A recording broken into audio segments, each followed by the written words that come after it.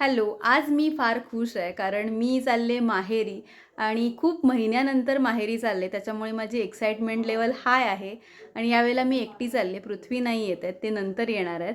माझी ताई आली नागपूरवरून आणि ही आहे अभिदा. ताईच्या आमच्या इकडे झोपा चालल्यात. ताई, मी आणि अभिदा आम्ही अशा तिघीजणी मिळून चाललेलो आहे. ती काल आली होती आणि आज आम्ही इथून चाललो आहे भोपाळवरून. बरं, भोपाळवरून डायरेक्ट ट्रेन आहे. माझं माहेर आहे चिपळूणला, म्हणजेच मी कोकणातली आहे आणि आमच्या इथून डायरेक्ट ट्रेन आहे. त्याच्यामुळे जायला काही एवढं वाटत नाही.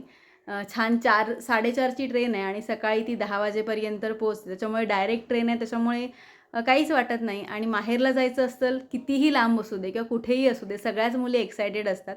त्याच्यापैकीच मी एक आहे. आणि बस आता आम्ही इथून स्टेशनला जाऊ. स्टेशनवरून डायरेक्ट ट्रेन आहे, मंगला एक्सप्रेस म्हणून.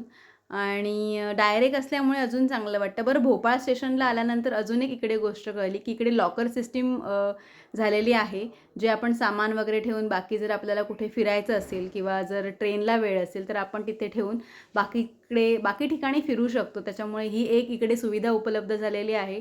आणि ट्रेन पण बघा वेळेत आली, म्हणजे 4:30ची ट्रेन आहे. ती 4:20लाच आली, म्हणजे 10 ते 15 मिनटं ती ट्रेन आधीच आली होती. आणि थांबून राहिली थोडा वेळ ट्रेन. थांबलेली चालेल, पण वेळेत आलेली कधी पण चांगली. आणि बस ट्रेनमध्ये बसल्यानंतर मी तुम्हाला पुढे दाखवते. बरे, आमच्या सीट अशा आलेल्या आहेत, त्याच्यामुळे थोडंसं आता मी चहा वगैरे पिऊन घेऊ. संध्याकाळची वेळ होती, त्याच्यामुळे छान अगदी ऊन वगैरे पण कमी होतं. मस्त ट्रेनमध्ये बसलो आहे आणि खाऊन पिऊन झालं आणि डायरेक्ट आम्ही झोपून गेलो. आणि कल्याण आल्यानंतर मला जाग आली.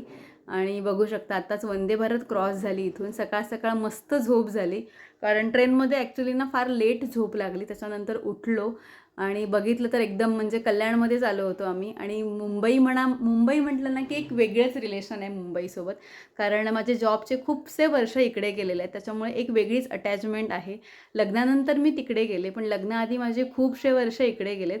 आणि सकाळी सकाळी अभिदाला भूक लागली होती, त्याच्यामुळे तिला इडली आवडते, त्याच्यामुळे मी इडली घेतली. पण ठीकठाक होती, एवढी काय अशी वाव म्हणण्यासारखी नव्हती. इडली ठीक होती, सांबार तर बिलकुलच नाही.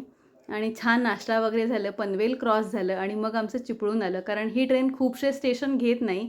चिपळूणला आल्यानंतर एक वेगळीच खुशी होती. बरं, आम्हाला न्यायला माझा भाऊ आला होता आणि बस चिपळूणला आम्ही आलो. त्याच्यानंतर बॅग्स वगैरे बाहेर काढले आणि थेट आम्ही जिकडे आमच्या आवडीचा वडापाव मिळतो तिकडे गेलो.